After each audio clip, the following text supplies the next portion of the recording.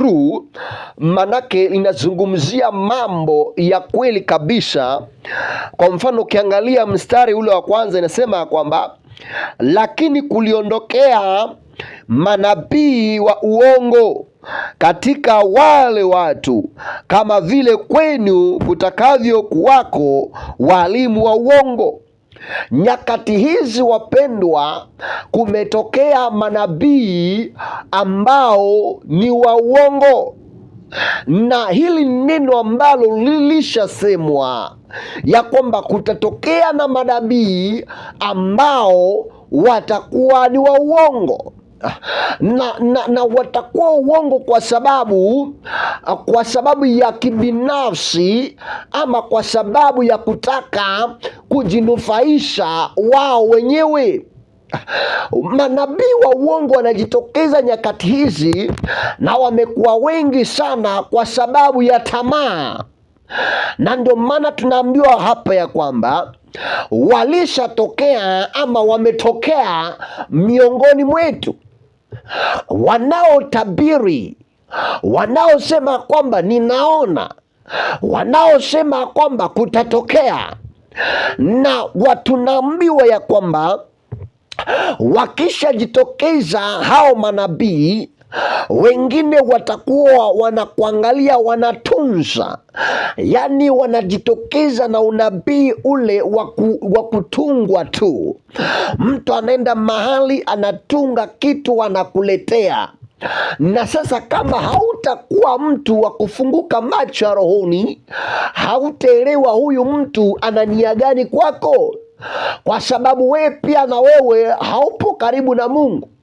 Lakini yule aliyeko karibu na Mungu ataelewa huyu mtu ndio ni mnabii ama anajiita nabii, lakini huu nabii ni wa kutungwa, lakini huu nabii ni wa propaganda, lakini huu nabii si wa kweli. Bwana Yesu Kristo asifiwe wapendwa. So yule atakayeelewa maneno haya ni yule ambaye ameingia kwenye maombi, yule ambaye ametafuta Mungu, yule ambaye anajua nini ambacho Mungu anataka apande ndani mwake.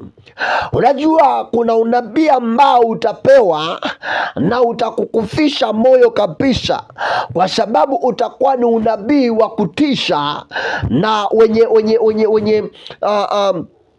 wenye vitisho vingi sana, na itaanza pia kusumbua maisha ya mtu. Bwana Yesu asifiwe sana. So wewe utakaa pale ukisema kwamba nabii alisema, mwalimu alifundisha, hiki na kile kilifanywa ama kilitamkwa, na kumbe hili neno halikutoka kwa Mungu, bali lilitoka kwa mdomo tu wa mtu, kwa kupitia kutunga.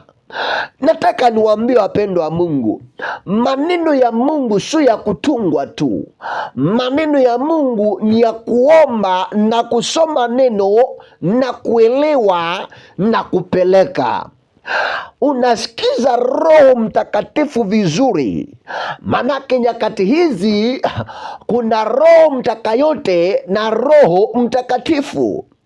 Sasa pasenti kubwa sana nyakati hizi, Roho Mtakayote ndio ambaye amesimama, na Roho Mtakatifu hayuko tena ama hayuko kwa wingi, kwa sababu amekuwa ameshushwa chini kupitia kwa vile vipaji ama ile kipawa ambacho mtu amepewa. Umepewa nafasi ya kupeana unabii, umepewa nafasi ya kufundisha, umepewa nafasi ya maombezi, umepewa nafasi ya kumsifu Bwana, lakini haumtukuzi Mungu kwa moyo wako mkamilifu, ama haumtukuzi Mungu kwa sababu ya kumaanisha, bali unamtukuza kwa sababu ya tamaa. Nyakati hizi wale ambao tunahubiri kwenye mitandao hatuhubiri injili ile ya kuleta watu kwenye msalaba, bali tunahubiri injili ile ya kuwapokonya pesa kwenye akaunti zao. Nikikuja kwako nikwambia kwamba Roho wa Mungu amesema utoe shilingi 10,000 ama ukufe.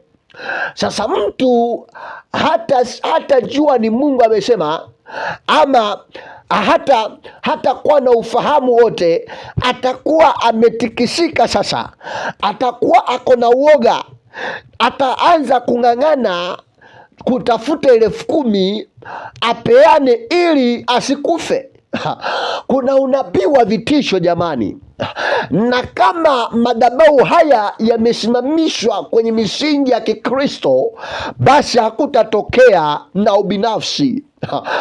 Kama madhabahu haya yamesimama kwa ukweli, basi tutaendelea kutembea kwenye njia ya kiungu, hatutatembea kwenye njia ya uongo, because Mungu hapendi uongo, na Mungu wetu sio wa uongo. Mungu wetu ni wa kweli. Bwana Yesu Kristo asifiwe. Na nyakati hizi watu wanatembea kwenye neema zilizo tofauti. Kuna mtu ambaye anatembea kwenye neema ya kwamba nikienda kuhubiri mahali lazima nilipwe. Wanatembea kwenye neema ya kwamba nikienda mahali fulani lazima niweze kupokea bahasha. Yaani sasa akili zote ziko pale kwa sababu ya hela, wala sio kwa sababu ya kuokoa mtu anayeteseka. Haleluya.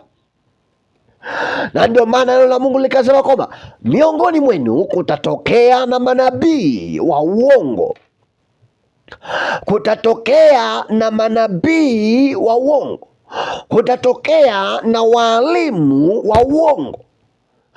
Mimi huwaga najiuliza swali, je, niko pande gani? Niko pande ya uongo ama ya ukweli? Mimi ni mchungaji wa aina gani?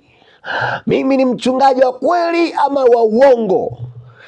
Sasa huwa ina determine wewe unasimama pande gani. Kama wewe unasimama pande ya shetani, wewe ndio ambao utakuwa unatunga maneno, kwa sababu Roho wa Mungu hatakuwa na kunenea tena, kwa sababu Roho wa Mungu hatakuwa anasema na wewe tena.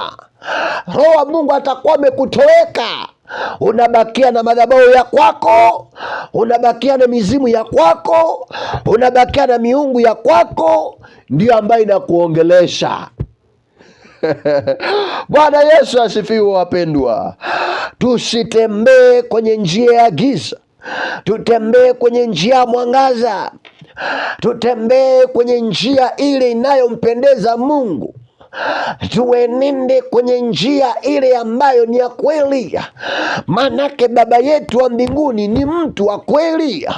Baba yetu wa mbinguni sio wa uongo. Baba yetu wa mbinguni akisema kwamba ninatenda, anatenda. Baba yetu wa mbinguni akisema kwamba ninafanya, anafanya. So usiku wa leo, acha Roho wa Mungu atunene. Usiku wa leo, acha Roho wa Mungu aseme nasi. Usiku wa leo, acha Roho wa Mungu atuzungumzie. Usiku wa leo wapendwa, acha Roho wa Mungu atuongoze. Tusio watu wa kujiongoza, manake tunapojiongoza tunapoteza uwepo wa Mungu. Tunapotembea kwenye njia ile isiyo ya kiungu, tunapoteza uwepo wa Mungu. Basi wapendwa, tutembee